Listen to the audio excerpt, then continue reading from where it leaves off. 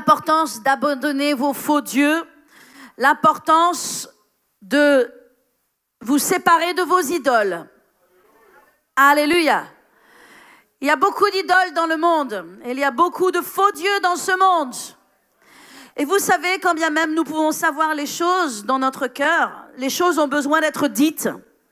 Parce que Satan prospère dans le silence. L'ennemi prospère dans les ténèbres. Il prospère dans les non-dits. Et parfois on pense et on suppose que les gens savent. Mais les gens savent à partir du moment où l'on dit. Vous connaîtrez la vérité vous rendra libre. Et parfois on a besoin de dire les choses et même parfois de dénoncer les choses pour faire tomber le royaume des ténèbres. Alléluia. Parce que la vérité dans votre vie va vous rendre fort et elle va vous libérer. Or la vérité, elle doit être parlée. Elle doit être dite. C'est pourquoi ce matin, je veux vous dire, abandonnez vos idoles. Écartez-vous de vos faux dieux. Le monde est rempli d'idoles, plein d'idolâtrie. Et la Bible en parle. Le monde est plein de faux dieux. Mais nous devons servir l'Éternel. Et nous devons savoir aussi quelles sont les choses qui nous contrôlent. Quelles sont les choses qui ont encore de l'autorité et du pouvoir sur notre vie. Et j'en ai parlé vendredi soir. J'en ai dit déjà quelques mots. C'est important d'avoir un discernement à propos de soi-même. Qu'est-ce que l'on peut avoir du discernement sur les autres? Oh mon Dieu!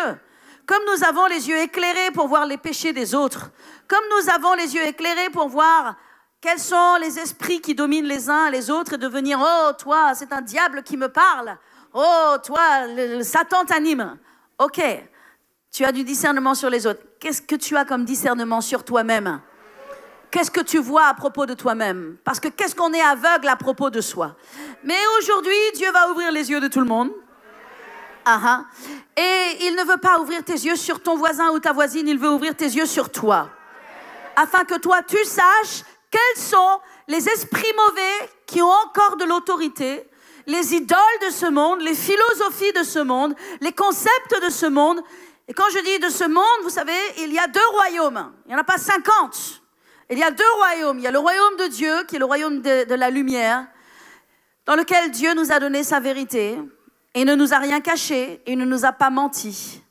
Il nous a dit les choses simplement et clairement pour que nous soyons sauvés et que nous puissions hériter le ciel. Et puis il y a un autre royaume. Oh, c'est un royaume qui se bat très fort.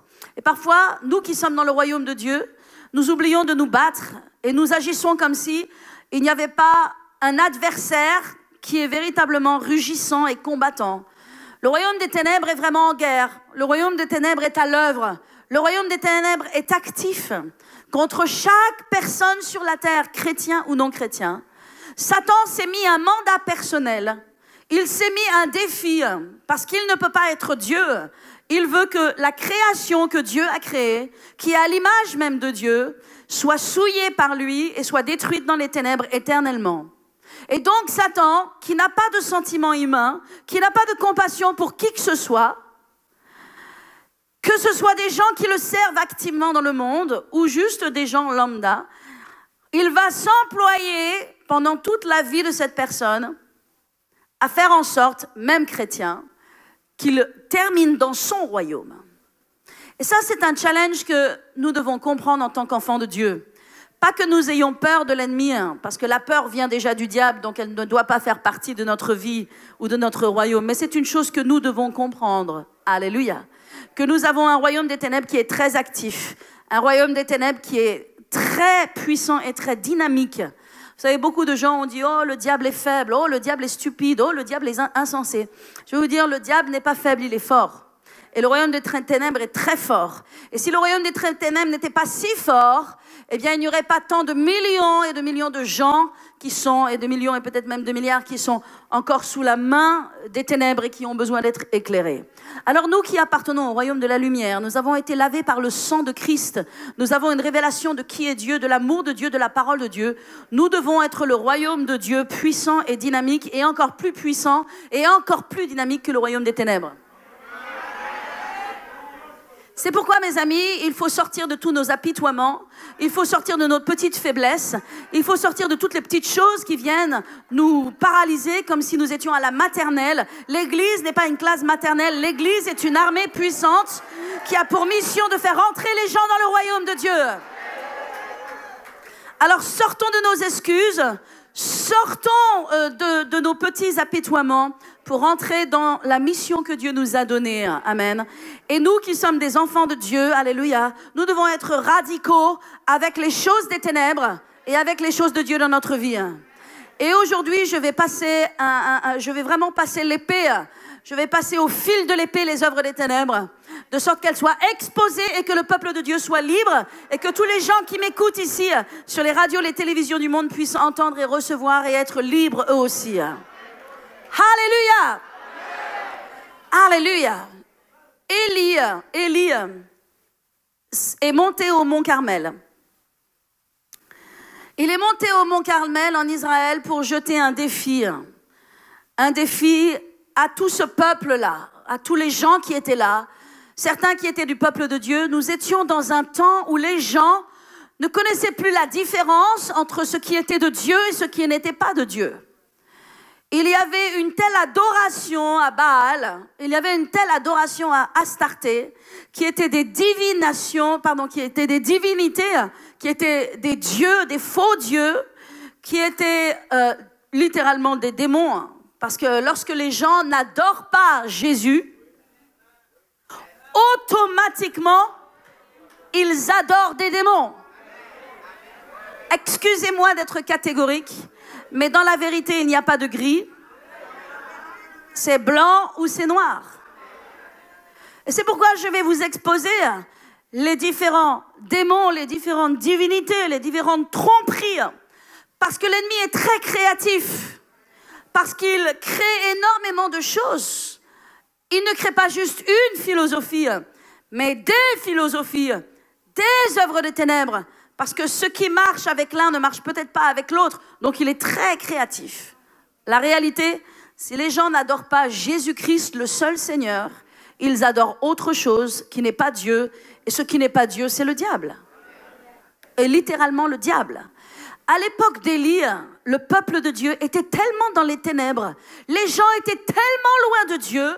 Il y avait tellement peu de connaissances et de révélations. Ils s'étaient tellement prostitués avec les idoles du monde qu'ils ne connaissaient même plus la différence entre Dieu, Yahweh, et Baal. Parce qu'il y avait des autels partout. À Baal, à Astarté. Et cette image de ce monde du temps d'Élie représente aussi le monde dans lequel nous sommes aujourd'hui.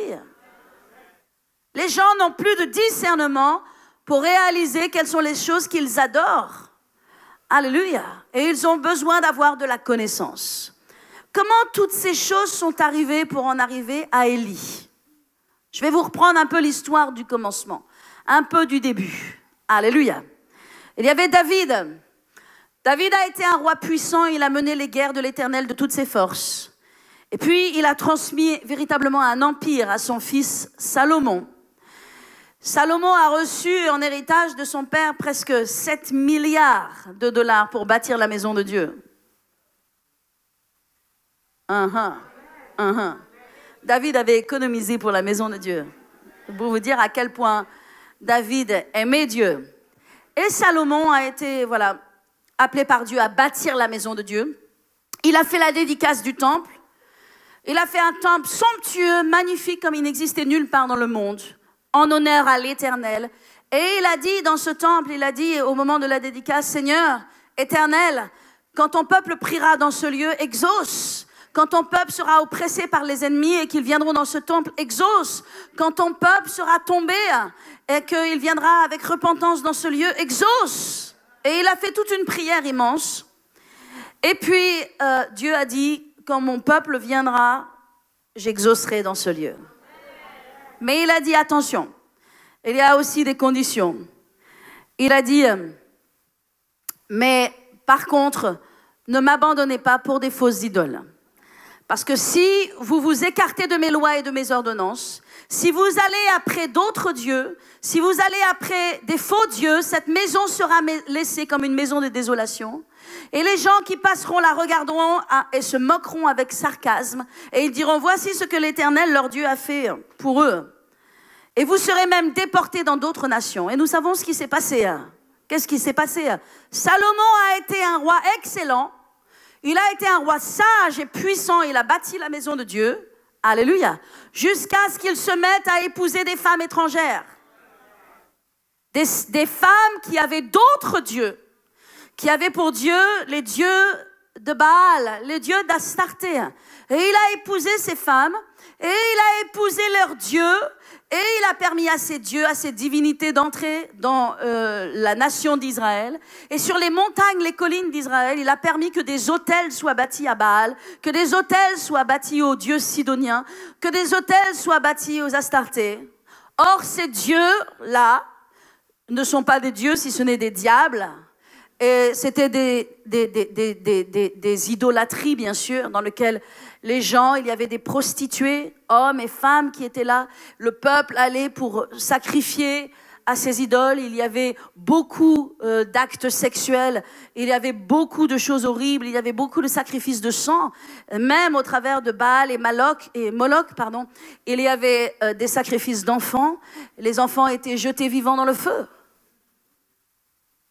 Et tout cela irritait Dieu, parce que c'est Satan, et c'est le cœur de Satan, et c'est ce qu'il est depuis le commencement. Et donc, qu'est-ce qu'il s'est passé?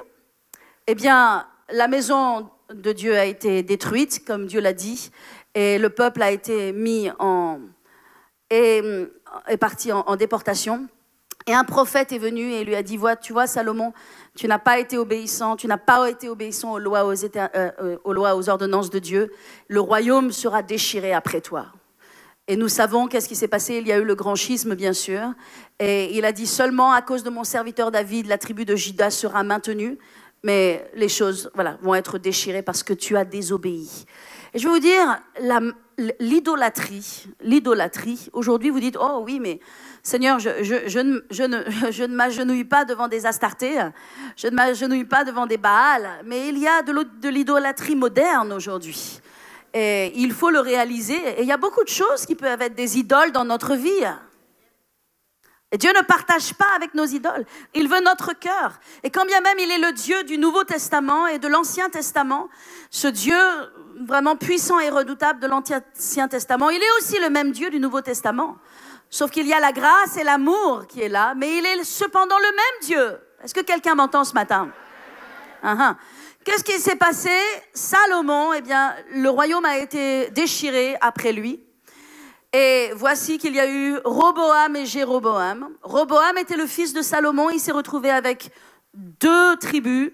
Et Jéroboam qui était le fils du serviteur de Salomon, ce n'était pas un fils de la descendance de la lignée royale, c'était un fils de serviteur de Salomon. Il a pris tout le royaume. Or, ce Jéroboam, eh bien, il s'était rebellé contre Salomon. Il avait voulu porter la main sur lui et le tuer. Il était exilé en Égypte, mais il est revenu et c'est lui qui a pris tout le royaume. Et il y a eu énormément d'idolâtrie et le peuple était loin de Dieu jusqu'à ce que nous arrivions à Achab. Achab était de la descendance de Jéroboam. Et la Bible nous dit que Achab, et vous savez, il y a Achab et il y a Jézabel. Et il n'y a pas de Jézabel sans d'Achab. Jézabel, elle peut être Jézabel parce qu'il y a un Achab à côté. Parce que Achab, il est faible. Il est plein de compromis. Il est faible spirituellement. Et c'est pourquoi vous ne devez pas être comme Achab. Vous devez être fort dans le nom de Jésus. Et ne pas rogner sur vos lois et les lois de Dieu, les ordonnances de Dieu dans votre vie, dans votre cœur. Est-ce que quelqu'un m'entend? Donc nous arrivons au temps de Achab et la Bible nous dit que jamais un roi n'a fait pire que Achab pour irriter l'Éternel avec des idolâtries et des choses mauvaises. Et sa femme, Jézabel, qui l'y excitait. Voici un couple qui n'était pas oint par Dieu. Bien sûr, Achab, qui était un roi d'Israël, avait choisi d'épouser une Sidonienne. Une femme qui n'appartenait pas au royaume de Dieu, mais qui avait d'autres dieux et des dieux puissants. Et c'était une fervente militante pour Baal et Astarté. Et elle avait 450 prophètes de Baal et elle avait 400 prophètes d'Astarté. Et elle a fait tuer tous les prophètes de l'Éternel. Et Achab était marié à cette femme. Et le peuple de Dieu ne savait plus qui était Yahweh. Parce que l'idolâtrie était tellement grande que Baal et Yahweh, les gens ne savaient même plus faire la différence qui est Dieu. Et Élie est arrivé au milieu de tout cela et il a dit maintenant, cessez peuple de Dieu, de clocher entre les deux, parce que si Dieu est Dieu, alors servez Dieu. Mais si Baal est Dieu, alors servez Baal. Mais aujourd'hui, Dieu fera la différence entre Baal et l'Éternel. Et nous savons ce qui s'est passé. Il a convoqué le peuple, il a provoqué et il a dit maintenant, qui est Dieu? Et dans notre vie, Dieu te demande, qui est Dieu? Qui est ton Dieu? Quel est le Dieu que tu sers? Est-ce que tu sers Dieu et d'autres dieux? Ou est-ce que tu ne sers que l'Éternel? Alléluia. Dieu veut faire la différence dans nos cœurs et dans nos vies. Et nous devons appartenir entièrement à l'Éternel. Nous savons ce qui s'est passé. Élie a fait bâtir 2 autels. Il a dit, je vous laisse la priorité. Ok, faites votre sacrifice. Ils ont tué un animal, ils ont fait un holocauste, ils ont fait brûler la chair, ils ont prié, ils ont tourné autour, ils ont chanté, ils ont crié, ils ont dansé. Au bout d'un moment, comme rien ne se passait, ils se sont fait des incisions, ils se sont flagellés, ils ont fait couler leur sang, ils ont provoqué leur Dieu pour qu'ils viennent et qu'ils réagissent. Ils ont fait ni plus ni moins de la sorcellerie. Ils se sont fait des incisions, peut-être ils ont bu leur propre sang. Ils ont fait toutes ces choses. Mais l'ennemi ne pouvait pas bouger parce qu'il était en présence de Dieu. Et je vais vous dire une chose, en présence de Dieu, le diable sait qui il est. Il sait qu'il ne peut pas bouger une oreille. Il ne peut pas bouger, un orteil. Il ne peut pas. En face de quelqu'un qui sait qui est son Dieu, il ne peut pas. Et ils ont tout invoqué, ils ont fait toutes les incantations, rien.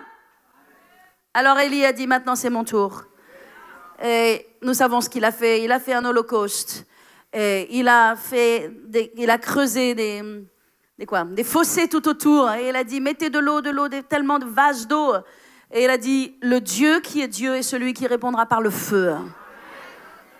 Et il a fait une simple prière à Yahweh, à l'Éternel, à notre Dieu, à Elohim, le créateur du ciel et de la terre. Et le feu de Dieu est tombé du ciel sur la terre. Ce n'était pas un feu étranger, ce n'était pas un feu humain. C'était le feu de Dieu qui est descendu du ciel, sur la terre, qui a consumé, l'holocauste et le bois et les pierres et la terre et l'eau, et tout a été brûlé. Et maintenant, Élie s'est levé, il a pris les 450 prophètes de Baal, il a pris les 400 d'Astarté, et il a tué les idoles, et il a tué les faux dieux. De la même façon que nous devons faire dans nos propres vies. Alléluia. Le diable trompe beaucoup de monde. Le diable séduit beaucoup de monde. Il s'y emploie avec beaucoup d'énergie pour tromper les gens, notamment au travers de beaucoup de choses occultes. Et je veux que nous fermions les portes à un certain nombre de choses ce matin. Et je veux vous parler des portes d'accès de l'ennemi dans la vie des gens. Comment Satan entre dans la vie des gens. Vous savez, les gens, c'est une minorité de gens qui font des incantations et qui disent « Satan entre dans ma vie », qui appellent Satan de leur vœu. La plupart des gens se retrouvent à servir le diable sans même le savoir. Et c'est pourquoi je prêche ce matin. Parce que beaucoup de gens servent des faux dieux, des idoles et des astartés, ont des héritages démoniaques, maléfiques, et des malédictions sur leur vie qui n'ont pas été brisées et adressées, sans même le savoir. Parce que le diable ne vient pas dans la vie des gens avec des oreilles rouges et une queue fourchue et je ne sais quoi. Parce qu'il n'arrive pas en costume de diable. Il arrive par des philosophies, il arrive par des pensées humaines, il arrive par des fausses religions. Et je vais vous parler de 5 portes d'accès de l'ennemi dans la vie des gens qui amènent des démons, qui mettent des influences, des autorités démoniaques sur leur vie. L'ennemi ne fonctionne que dans la légalité. Il n'a pas le droit d'entrer dans votre vie si vous ne lui permettez pas. Mais si vous entrez, même par ignorance, dans son camp, dans son royaume, et que vous demandez des services dans son camp, il a une autorité, une légalité sur votre vie. Et cette légalité, elle doit être brisée dans le nom de Jésus. C'est pourquoi nous envoyons aussi les gens à la rencontre. Parce que s'il y a des légalités de l'ennemi sur votre vie, elles seront brisées à la rencontre. Samedi prochain, c'est la rencontre. Allez vous inscrire à la rencontre. Les légalités de l'ennemi seront brisées sur votre vie au nom de Jésus. 5 grandes portes d'accès dans notre monde au royaume des ténèbres. Premièrement, les fausses religions. Les fausses religions. D'abord, le christianisme n'est pas une religion. Lorsque la Bible parle d'une religion, lorsque le mot religion arrive dans la Bible, ce n'est pas pour parler du christianisme. Si vous regardez dans Jacques 5, il est écrit « La religion pure et véritable, c'est de prendre soin des orphelins et c'est de s'occuper des veuves. » Et qu'est-ce que c'est que la religion dans ce sens-là? C'est nos activités qui se font pour Dieu. Sinon, le christianisme n'est pas une religion, c'est une relation avec Dieu. Alléluia. Mais l'ennemi est religieux, Satan est religieux, et il est le roi de toutes les religions qui existent dans ce monde. Comment les gens amènent des malédictions sur leur vie et des autorités démoniaques? Eh bien, il y a les fausses religions. Eh bien, notre monde est truffé de gens qui sont impliqués dans des fausses religions et ils ne savent pas qu'en étant impliqués dans ces fausses religions, ils servent autre chose que Dieu. Et ce qui n'est pas Dieu est le diable. Alléluia. Maintenant, la parole de Dieu nous a mis en garde dans 1 Jean 2. Prenez la référence. 1 Jean 2, 22, 23. Il est écrit, « Qui est menteur, sinon celui qui nie que Jésus est le Christ ?» Vous savez, Satan est menteur. Sa première qualification, c'est qu'il est menteur et il est le père du mensonge. Et comment est-ce qu'il peut amener tant de gens en enfer avec lui? Par la puissance du mensonge. Et Jean dit, qui est menteur? En d'autres termes, il parle du diable, parce qu'il est le menteur. Qui est menteur, sinon celui qui nie que Jésus est le Christ? Je vais vous dire une chose, Satan acceptera que quiconque dise que Jésus est un grand leader, que Jésus est un grand prophète, que Jésus est un homme sage et même un homme saint, mais Satan se battra si quiconque dit que Jésus est le Christ, il est le sauveur du monde, qu'il est le seul Seigneur. Oh non, non, non, non, non, non, non. Parce que le sauveur, c'est Jésus. Il est la porte d'entrée vers le ciel. Si vous le considérez comme un homme saint, vous ne serez pas sauvé. Si vous le considérez comme un prophète, vous ne serez pas sauvé. Mais si vous le voyez comme le sauveur, le Christ, le Fils du Dieu vivant, là vous serez sauvés. Toutes les religions nient que Christ est le sauveur. À part le christianisme, c'est ce que j'ai dit que ce n'est pas véritablement une religion. Ok. Qui est le menteur, sinon celui qui nie que Jésus est le Christ? Celui-là est l'antéchrist, qui nie le Père et le Fils. Quiconque nie le Fils n'a pas le Père. Mais quiconque confesse le Fils a aussi le Père. Le judaïsme, qui sont les bases même avant le christianisme, le judaïsme sans Christ est une séduction. Et j'ai dû aider plusieurs chrétiens qui, par amour pour Israël, par amour pour, voilà, voulaient retomber, trois personnes à ce jour, voulaient retomber dans le judaïsme, mais le judaïsme, ce n'est pas la fin du voyage. Et donc, le judaïsme toute seule est une tromperie, parce que c'est Christ le Sauveur. L'islam nie Christ comme étant le Fils, mais le voit en tant que prophète. Dans le bouddhisme aussi, il n'y a pas de Dieu. Je parle des fausses religions, je vais vous donner un certain nombre d'indications. L'hindouisme adore des millions de dieux. Quelle malédiction terrible. qu'il y a sur les nations qui adorent des autres dieux. Quelle malédiction de pauvreté, de tragédie. Les gens sont sous les oppressions de Satan. Tellement de démons qui sont actifs dans ces nations. Ils adorent des divinités qui ne sont pas Dieu, ils adorent des démons. Et ça, c'est terrible.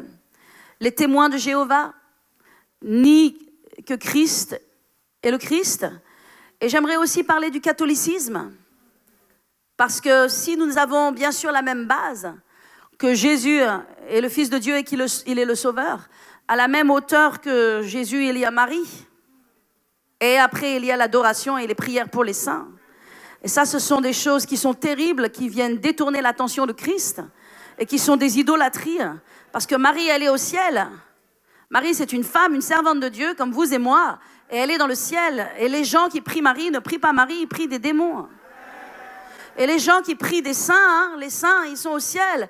Et si vous priez, vous ne pouvez pas prier des gens qui sont au ciel. Si vous priez sur la terre à des statues, vous priez à des démons. Et vous savez, Dieu a été spécifique envers le peuple d'Israël. Lorsque Moïse est monté sur le mont Sinaï et que Dieu leur a donné les 10 commandements qui étaient la base de la loi, ces 10 commandements qui ne sont pas annulés dans le Nouveau Testament. Le premier commandement étant, alléluia, tu adoreras l'Éternel ton Dieu et tu n'auras pas d'autre Dieu devant ma face.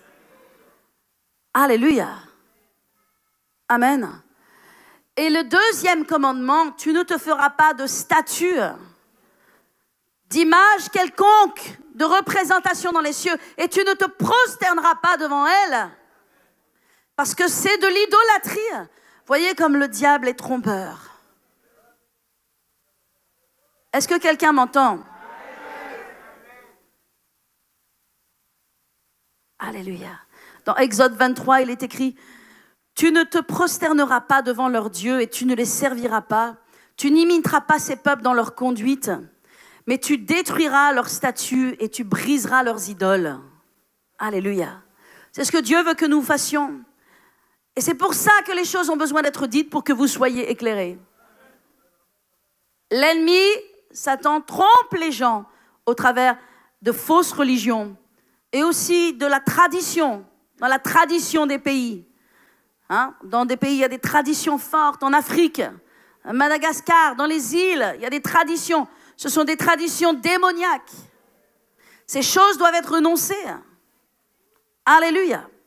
Deuxièmement, deuxième porte, grande porte d'accès de Satan dans la vie des gens, au travers des philosophies, des courants de pensée, des idéologies. Nous savons quel ravage a fait l'idéologie démoniaque du communisme, du marxisme, anti-Dieu, pas de Dieu, qui s'est rebellé contre Dieu. Est-ce que vous comprenez cela? C'est dangereux.